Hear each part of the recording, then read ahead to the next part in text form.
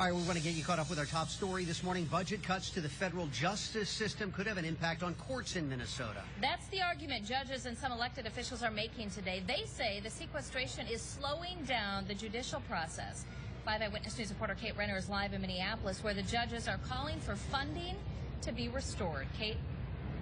Well, Chief Judge Michael Davis hosted a breakfast for the Minnesota congressional delegates to not only talk about the effects of the sequestration cuts, but he says he rarely does this, but he was begging them for a solution today.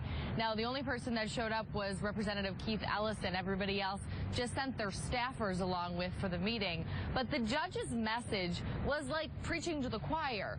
Representative Ellison said he agrees. He is sorry about the sequestration, that it went into effect, and that he has always thought it was a bad policy. Ellison said he is committed to trying to fix the problem, and it's a problem Chief Judge Davis says is reaching crisis status for the judiciary branch. Furlough, involuntary layoff periodically during the work year, elimination of positions, and termination of employment. As a result, cases will be delayed.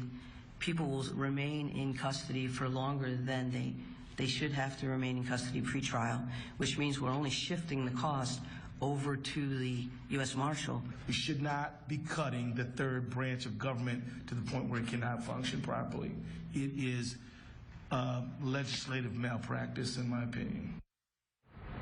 Now, last year, with these mandatory sequestration cuts, the courts lost about 16% of their budget, and that was enacted back in March, so they had 6 months to cut 16% of their budget.